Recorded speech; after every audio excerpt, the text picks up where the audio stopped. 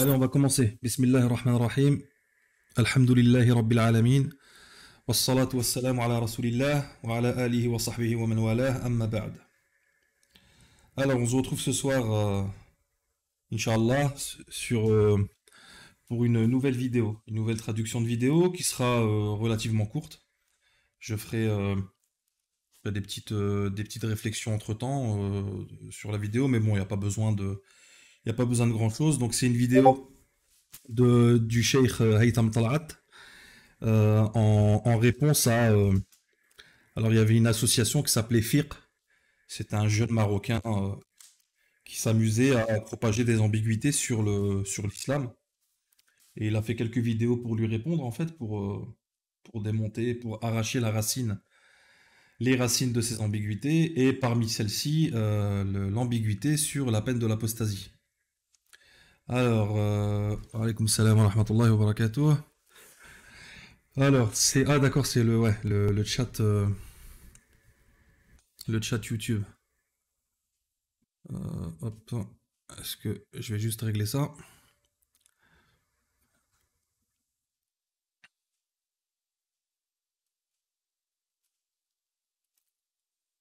Hop, nickel, live opérationnel. Bon, par contre, pour qu'il y ait une meilleure qualité au niveau du live, je l'ai pas mis sur latence faible, très faible, je l'ai mis sur une latence normale, donc la latence va être un petit peu plus importante que d'habitude. Donc là, ce que vous entendez, c'est probablement ce que j'ai dit il y a entre 5 et 10 secondes. Donc voilà. Donc voilà, je disais qu'on va faire donc on va faire l'analyse d'une vidéo du Cheikh Haytham Talat. Et donc sur la peine de l'apostasie, qui est une ambiguïté qu'on entend régulièrement, que ce soit chez les athées ou même les chrétiens. C'est ça qui est le plus dingue, c'est qu'on a des chrétiens qui nous pointent du doigt pour la peine de l'apostasie. Comme si l'Église n'avait pas exécuté des gens pour blasphème pendant toute son histoire. Euh, alors, je vais juste vérifier que la vidéo elle est bien sur la scène ici. Parce que là, je la vois pas, donc je l'ouvre. Voilà, nickel, c'est bon. Donc, on va commencer, on va lancer la vidéo. Et puis, je vais vous faire la traduction à la volée, Inch'Allah, comme d'habitude. Si vous avez des questions, n'hésitez pas à les poser. Et je vous rappelle que il y a le Discord maintenant, donc je vous invite à ceux qui l'ont pas encore rejoint de le rejoindre, d'en parler. Et puis il y a plusieurs sections, j'en ai parlé à la fin de la dernière vidéo sur Vincent Soleiman. Il y a plusieurs sections avec des. Alors j'essaye de pas spammer, de pas trop publier, pour laisser le temps à chacun de temps en temps qu'il y ait une petite notification, un article, une parole, que ça soit pas trop surchargé de manière à ce que les gens puissent profiter et profiter de de tout ce que je partage sur le Discord, Inch'Allah. Donc, je vais basculer sur la vidéo du Cheikh. Bismillah. Alors là, le chat, ce sera le chat qui est sur Discord. Donc, s'il y a des gens qui veulent réagir, participer au Discord sur le chat, au live, mettre des messages ou même par la suite, peut-être après le live, basculer sur le salon hein, pour échanger de vive voix entre frères, peut-être 10 minutes, un quart d'heure, une demi-heure. Vous êtes les bienvenus, donc n'hésitez pas à vous connecter sur le Discord. Et puis moi, je ferai les validations à la fin du live, je ferai les validations, Inch'Allah. Allez, bismillah, c'est parti.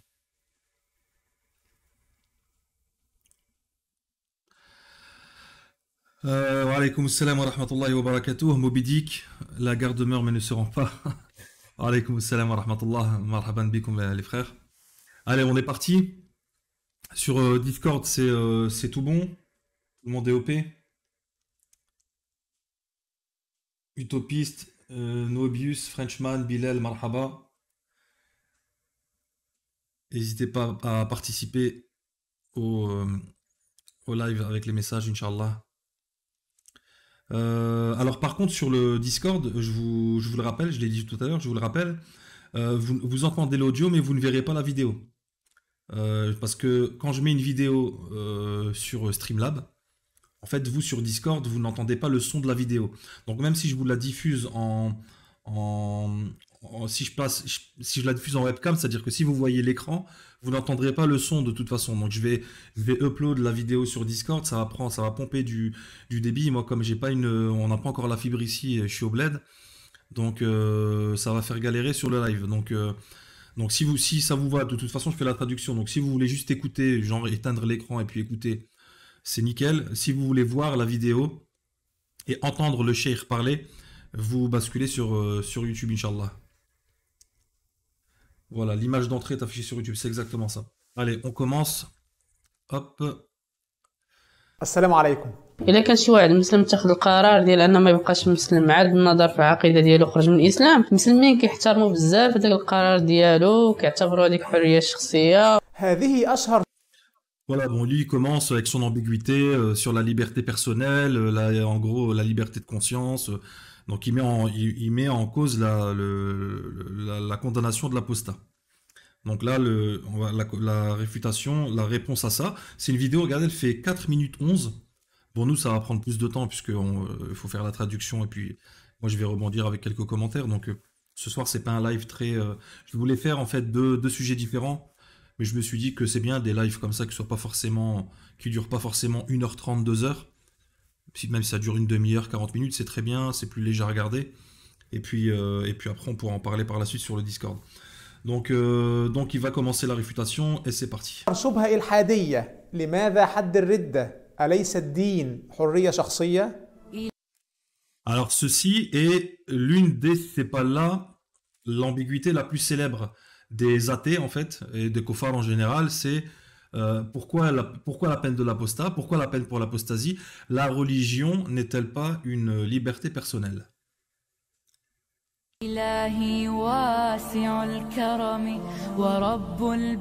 نعم، الدين حرية شخصية، لكن لا تنشر الكفر بين الناس.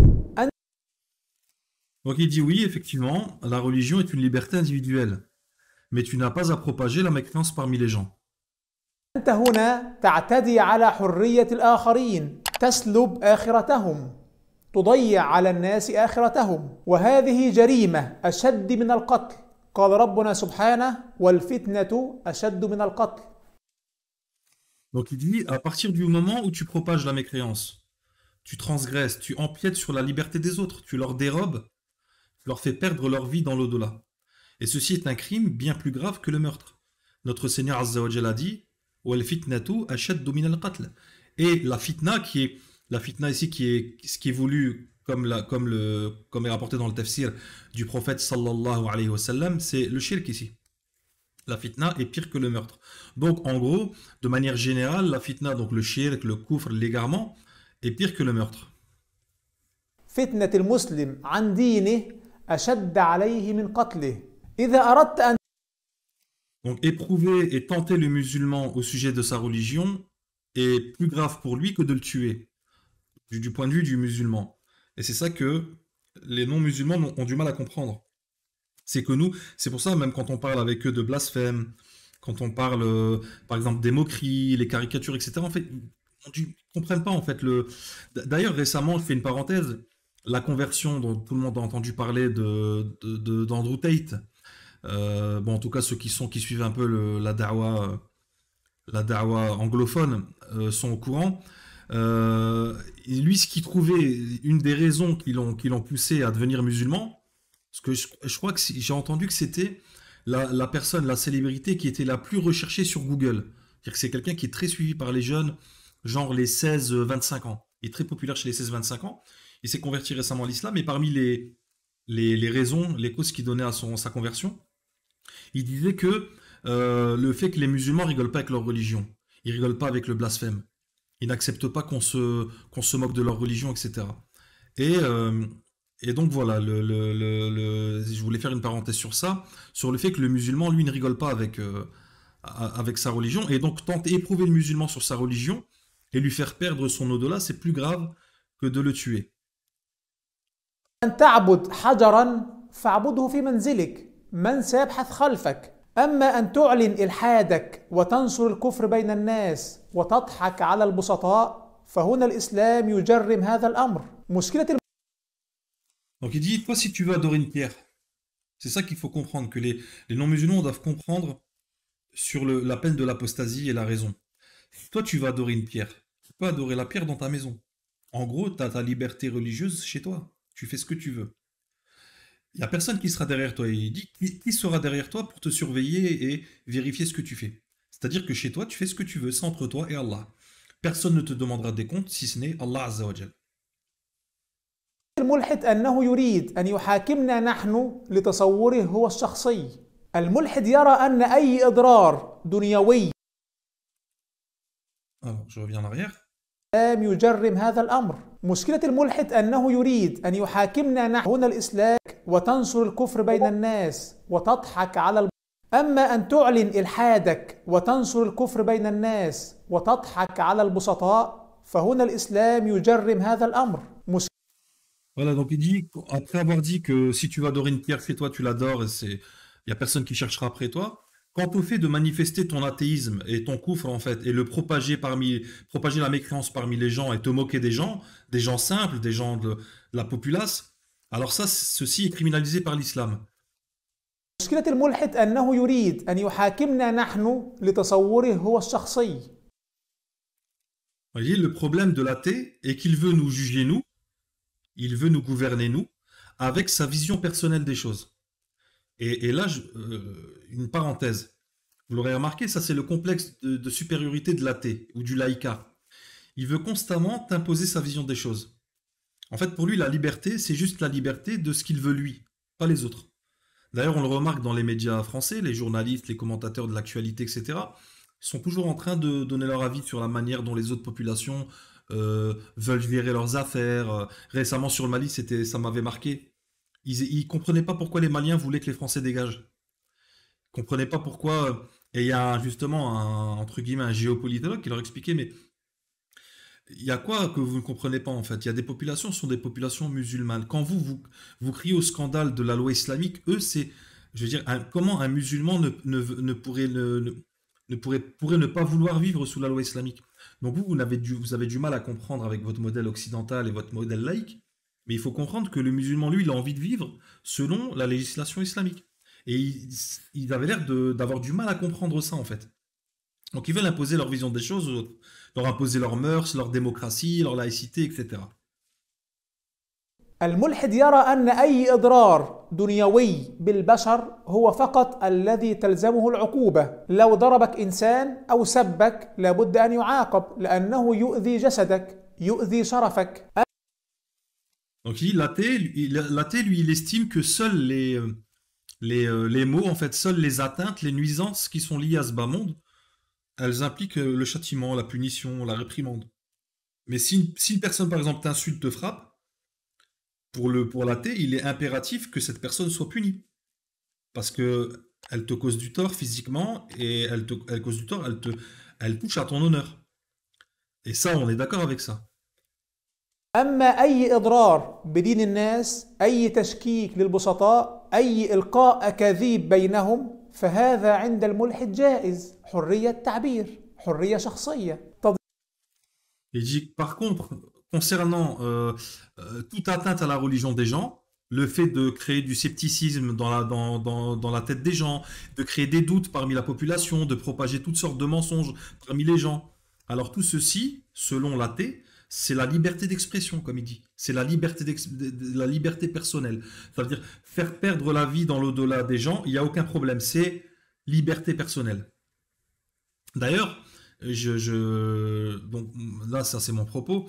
D'ailleurs, comme en France, il parle de liberté de conscience, soi-disant la liberté de croire ou de ne pas croire. Mais dans la pratique, cette liberté de conscience, c'est surtout une liberté de ne pas croire. C'est une protection pour les non-croyants.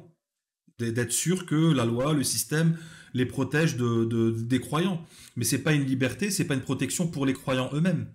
Puisque dès que leur croyance ne plaît pas à la dictature athée et laïcarde, qu'elle représente une menace, même pas une menace qui enfreint la loi, mais une menace idéologique pour la pérennité au long terme de leur régime, ben là, il n'y a plus de liberté de conscience. On invente des délits spécifiques pour les empêcher, pour empêcher les croyants de manifester leur dogme, comme par exemple l'alliance et le désaveu en France, c'est interdit. De manifester son alliance et son désaveu. Demandez à un imam de parler des juifs et des chrétiens sur le minbar aujourd'hui. C'est impossible. On va l'accuser d'appeler à la haine. si c'est pas l'apologie au terrorisme.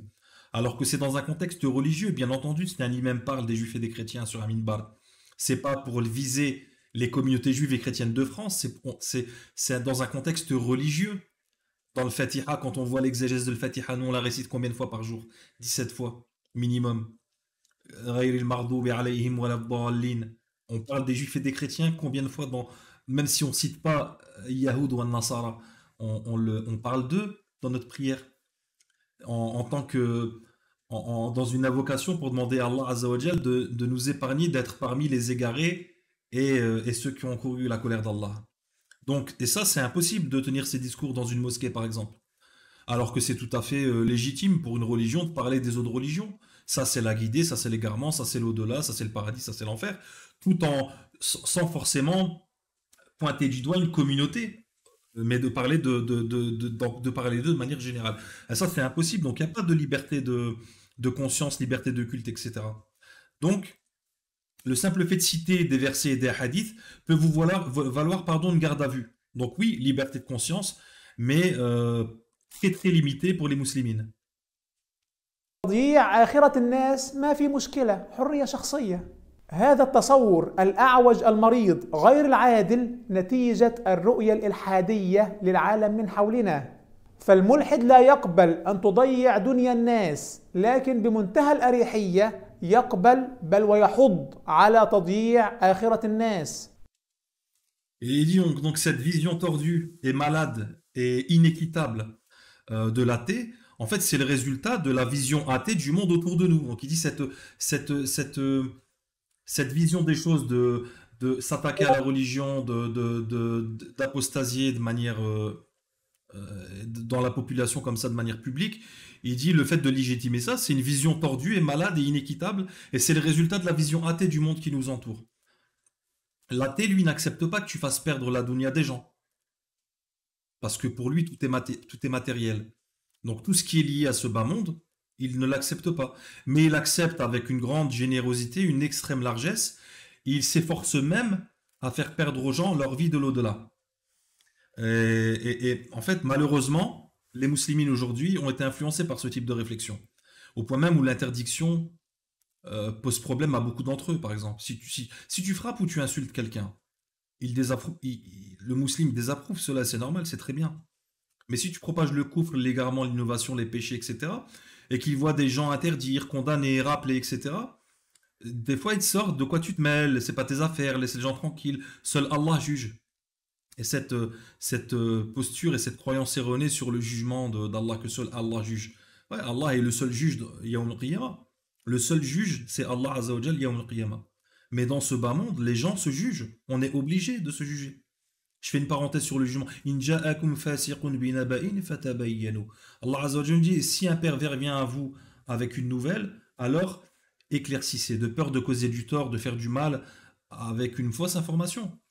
Et quand Allah Azza wa Jal nous dit In ja'akum fasiqun, comment on sait que c'est un fasiq?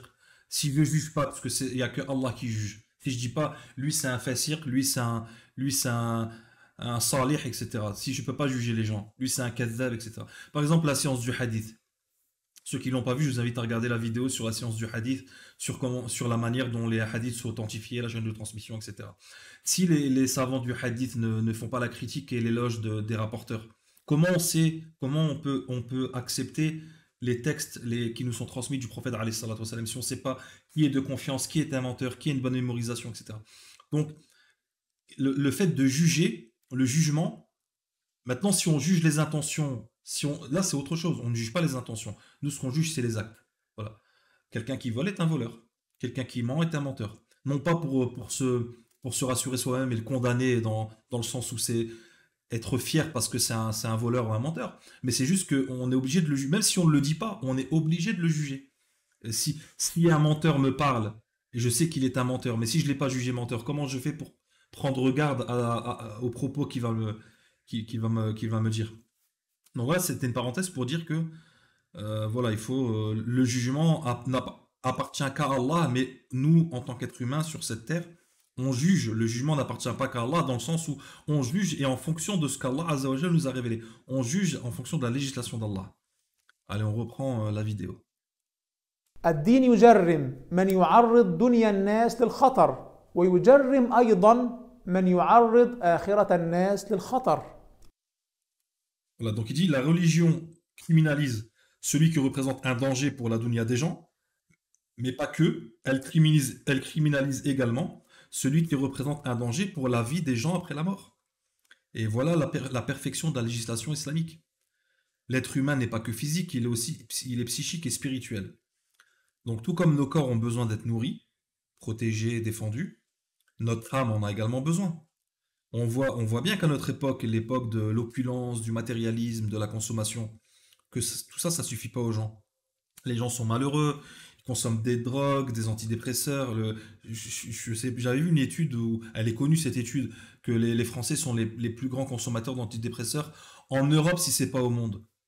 Donc pourquoi ils se droguent et ils consomment des antidépresseurs? Pour oublier leurs problèmes. Parce qu'ils n'ont aucune solution, aucun but dans la vie. On voit au quotidien les affaires de mœurs, de viols, de meurtres, tout part en vrille actuellement. Et l'une des principales causes de la plupart de ces faits divers en France, c'est l'alcool par exemple. Au moins 7 cas sur 10, dans 7 cas sur 10, l'auteur du crime est sous l'effet de l'alcool et de la drogue. Moi, je suis, comme vous savez, je suis dans les faits divers tous les jours. Bref de branche. Et, euh, et c'est la plupart du temps, c'est l'alcool. Voilà. Et pourquoi les gens se droguent? Pourquoi les gens se saoulent? C'est souvent pour combler un vide, pour oublier les problèmes et s'éteindre. En fait, ils veulent éteindre leur cerveau, éteindre leur conscience. Même si on a vu sur la dernière vidéo que la conscience n'est pas dans le cerveau.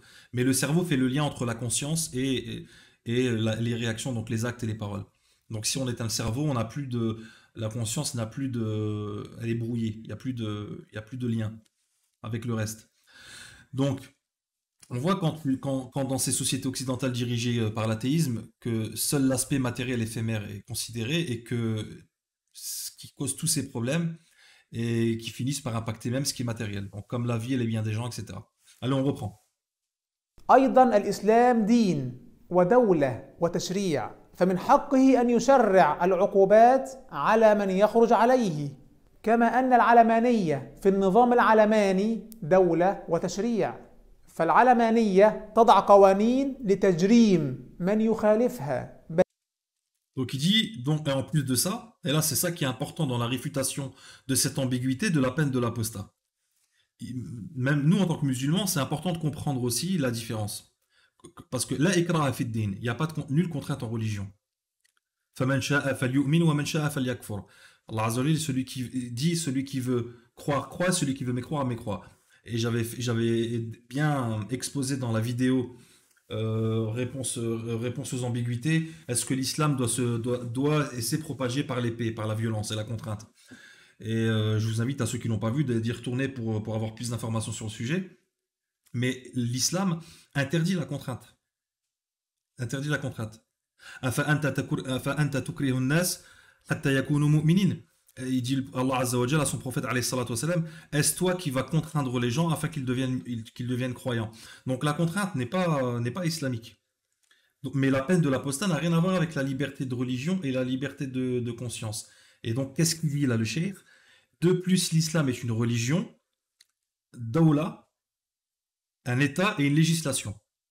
D'accord? Wa tashri'a. Et il est donc de son droit, l'islam n'est pas juste une croyance et comment dire, n'est pas juste une croyance et une adoration. L'islam est une religion, un état et une législation. Il est donc de son droit de légiférer les châtiments contre ceux qui se révoltent contre lui. Tout comme la laïcité dans un système laïque.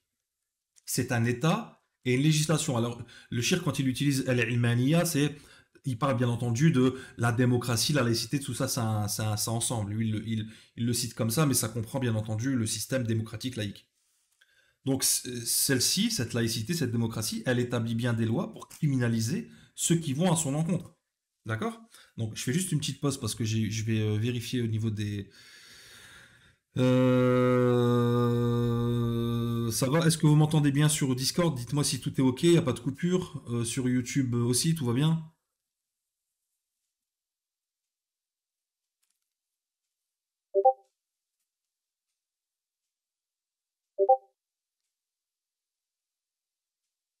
Nickel. Bon, sur Discord, c'est bon. Alors, il y a juste ici le chat, je sais pas pourquoi c'est là, en fait. Et juste, hop. Non, c'est pas ça. C'est où excusez-moi, 2 petites secondes. Hop.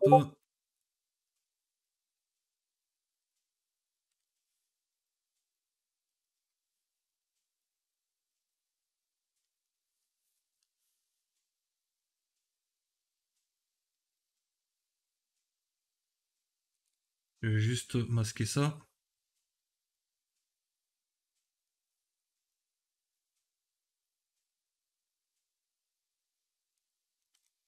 Ça va sur YouTube, vous m'entendez bien? Ça va pas couper? Chat Discord, je ferme. Et là, voilà, c'est là que c'est bon. Hop. Normalement, c'est bon, c'est bien le chat. Ouais, c'est bon, c'est nickel. Barakallahu fik, Bilal. Donc voilà, je reprends.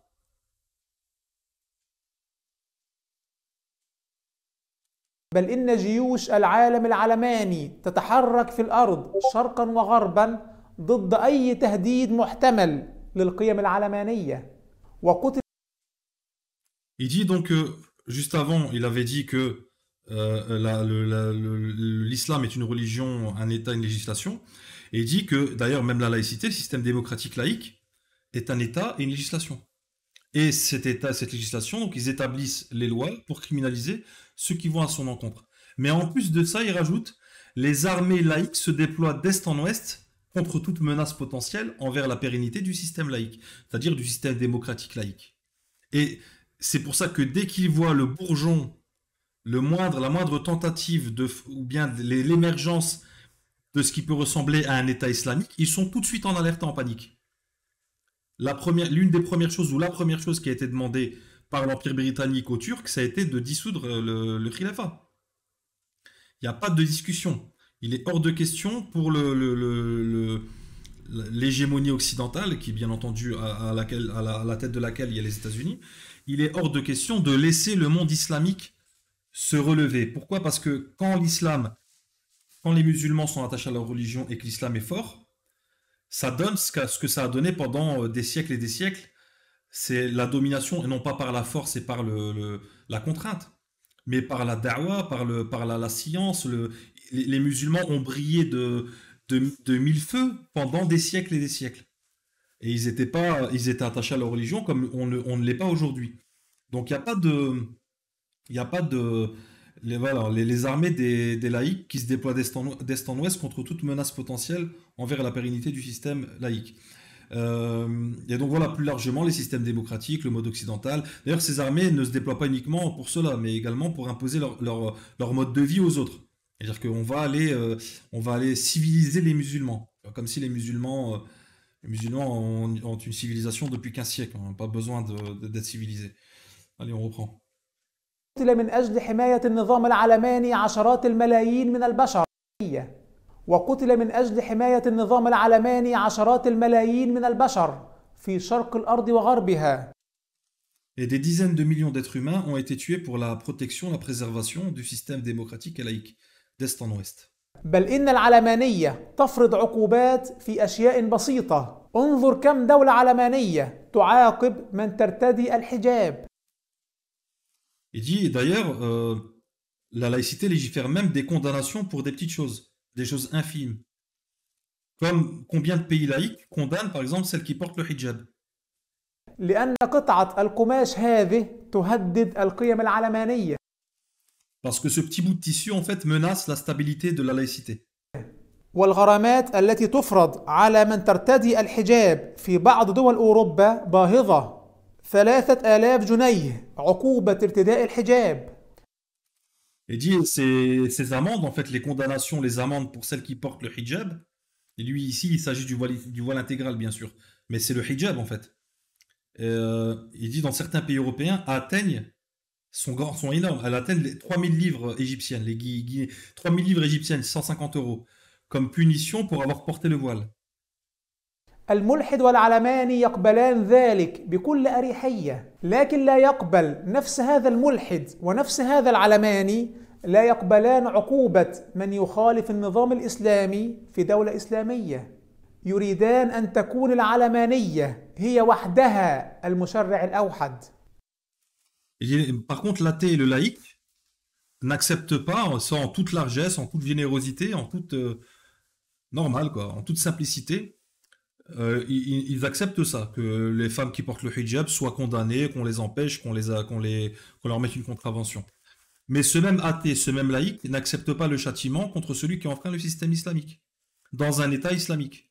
Donc ils sont contre le fait que l'État islamique soit législateur dans son système, mais ils n'ont aucun problème, eux, à légiférer dans leur pays, leur système. Ils veulent que seule la laïcité soit la législatrice, en fait. Ils veulent que, même pour les autres, ce soit la laïcité qui légifère. C'est-à-dire que vous avez décidé que votre pays soit dirigé par des lois humaines, mais vous voulez imposer ça aux autres pays qui eux, veulent fonctionner avec les lois d'Allah, par exemple. Et vous voyez le deux poids, deux mesures. L'injustice. Ces gens ne connaissent pas l'équité et la justice. Ne fais pas aux autres ce que tu veux pas qu'on te fasse. Et certains identitaires, de par leur rejet de l'étranger, ont bien compris que cette posture était finalement à leur désavantage. Parce que l'interventionnisme entraîne souvent l'immigration. Parce qu'il déstabilise des régimes, il engendre un impact négatif sur leur société. Et comme eux, ils sont partisans du à Rome, tu fais comme les Romains. En gros, eux, c'est pas à Rome, tu fais comme les Romains, c'est en France, tu fais comme les Français. Ils s'en fichent qu'ailleurs, ça soit pas le cas. Parce que moi, j'ai voyagé, les Français, ils font pas à Rome comme les Romains. Les Français, c'est un Français de France, tu le retrouves où tu veux, en Chine, partout.